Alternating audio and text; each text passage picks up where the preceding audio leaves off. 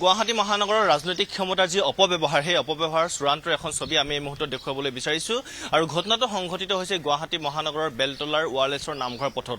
মই যি স্থানত আছোঁ এয়া হৈছে বিমলা ৰেচিডেন্স আৰু এই বিমলা ৰেচিডেন্স যিকোনো মুহূৰ্তত ভাঙি পৰিব পাৰে আৰু কিয় ভাঙি পৰিব পাৰে তাৰ দৃশ্যটো মই এই মুহূৰ্তত দেখুৱাইছোঁ। আৰু এই ৰেচিডেন্সৰ কাষতে এটা ফ্লেট নিৰ্মাণ হৈ আছে আৰু এই ফ্লেট নিৰ্মাণ কৰি আছে অজন্তা নেওগৰ পুত্ৰ কাশ্যপ নেওগে। আৰু কাশ্যপ নেওগৰ যি চূড়ান্ত অভদ্ৰামী, চূড়ান্ত অসভ্যালী, চূড়ান্ত কাণ্ডজ্ঞানহীনতা তাৰ এখন স্পষ্ট ছবি এই মুহূৰ্তত আমি দেখুৱাই ল'বলৈ বিচাৰিছোঁ। তেওঁ ফ্লেটটো এইধৰণে নিৰ্মাণ কৰিছে যে কাষৰ সোঁহাত আৰু বাওঁহাতৰ দুই কাষৰ বাউণ্ডৰী ৱাল ভাঙি খহি যাবলগীয়া হৈছে আৰু খহি ঘৰটোৰ ভেটি পৰ্যন্ত এই মুহূৰ্তত বিমলা ৰেচিডেন্সৰ যি খুঁটা, চাৰিসীমাৰ যি খুঁটা, এই খুঁটা এই মুহূৰ্তত ভাগি পৰাৰ উপক্ৰম হৈছে আৰু চিৰিয়াল ফাট দিছে। তেওঁ নিৰ্মাণ কৰি আছে এইটো ফ্লেট আৰু সোঁহাতৰ যিটো বিল্ডিং সেই বিল্ডিঙৰ ৱাল কি ধৰণে খহি পৰিছে সেই দৃশ্যটো মই প্ৰথম অৱস্থাত দেখুৱাই ল'ব খুজিছোঁ আৰু তেওঁলোকৰ অপকৰ্ম ঢাকিবৰ বাবে তেওঁলোকে ত্ৰিপাল ব্যৱহাৰ কৰা পৰিলক্ষিত হৈছে।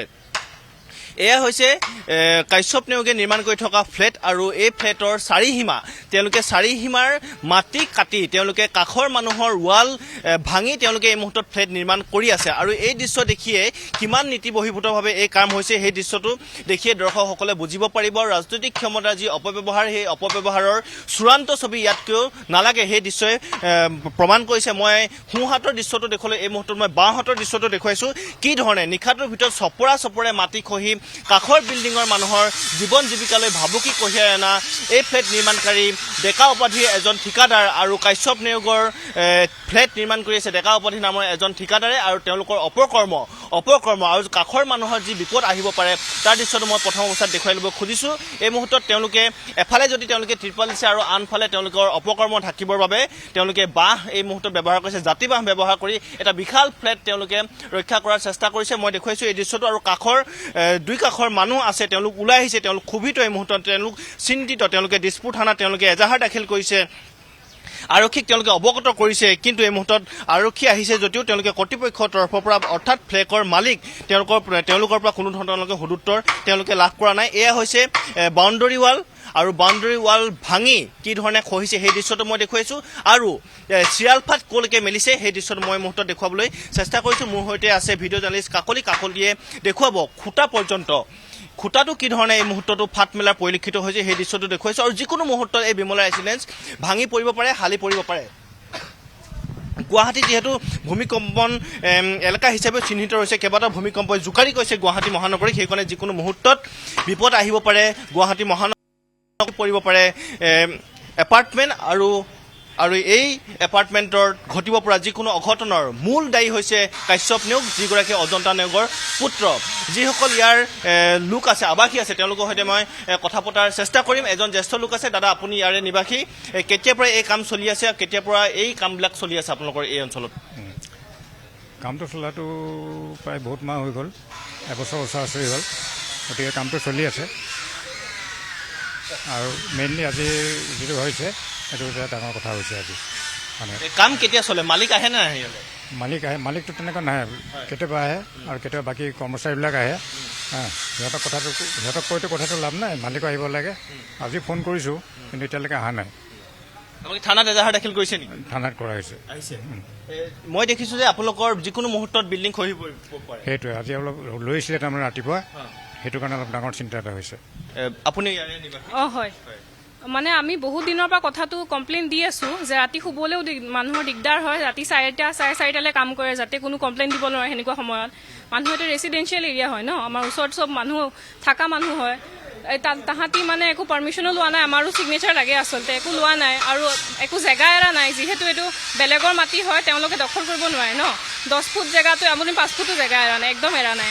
আৰু বহুত দিনৰ পৰা আমি ভাঙিছে, আমি খবৰ দি আছোঁ, কমপ্লেইন কৰি আছোঁ যে বনাই দিয়ক এইখিনি, যিখিনি ৰিপেয়াৰ কৰিছে। বেয়া হ'লে ৰখি থাকিব নোৱাৰি ন মানুহ, কাৰণ আমাৰ সৰু বাচ্ছা থাকে, মানে সেয়া আছে, ডাঙৰ মানুহ আছে। কিন্তু আপোনালোকৰ ফাট একেবাৰে সীমা পৰ্যন্ত ৱাল ভাঙি আপোনালোকে সীমাত প্ৰৱেশ কৰিছে। হয়, সেইটোৱে আমি বহুত দিন কমপ্লেইন দিছোঁ। তেওঁলোকে কেইবাটাও ভূমিকম্প জোকাৰি গৈছে, তাৰ মাজতে এনেকুৱা ঘটনা বহুতবাৰ কমপ্লেইন দিয়া হৈছে। তেওঁলোকে কয় যে আমি একেলগে বনাম, কাৰণ আমাৰ সন্মুখৰ বিল্ডিংটোৰো কেইদিনমান আগতে ৱালখন ভাঙি পৰিছে। তেতিয়াও আমি বহুতবাৰ কমপ্লেইন দিয়া হৈছে, তেওঁলোকে কেতিয়াও গুৰুত্ব দিয়া নাই। মানে বহুত ষ্টাবৰ্ণ হয় মানুহবোৰ, বহুত একদম মন নিদিয়ে আৰু মানে বহুত কেজুৱেল হয়। আৰু সেই বহুতবাৰ কোৱা হৈছে তথাপিও মানে মন দিয়া নাই। বাইদেউ কি ক'ব আপুনি নিবাসী? সেয়া আমি বহুত প্ৰব্লেমত পৰি আছোঁ। আজিতো দেখিছে গোটেইখন ভাঙি গৈছে।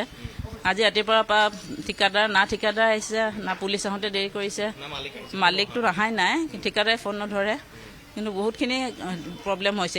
এতিয়ালৈকে ঠিকাদাৰ অহা নাই, তেওঁলোকে কোনো ৰেছপনচিবিলিটি লোৱাই নাই। তাৰমানে আন এজন আছে বাইদেউ, আপুনি নিবাসী। হয়। আপোনালোকৰ এই অৱস্থা, আপোনালোকৰ সীমাত ভাঙি ৱাল ভাঙি আপোনালোকৰ প্ৰৱেশ কৰিছে, ফাটিছে।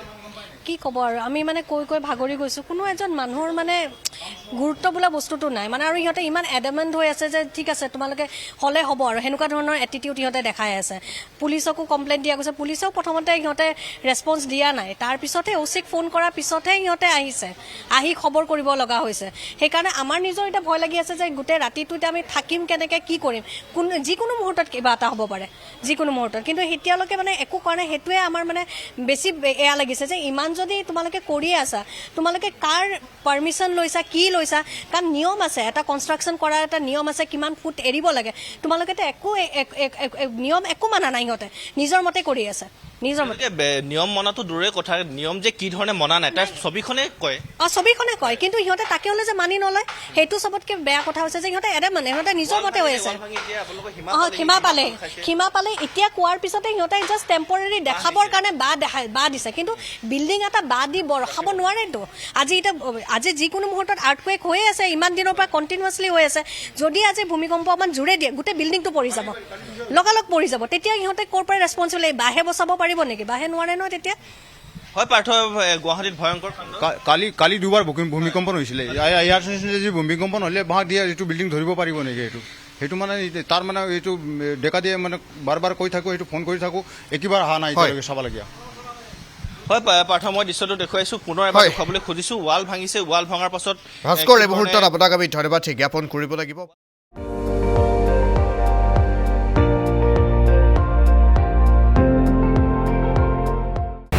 আপুনি চাই আছে ND24, সৰ্বশ্ৰেষ্ঠ নহয় সৰ্বোত্তমৰ দৌৰ।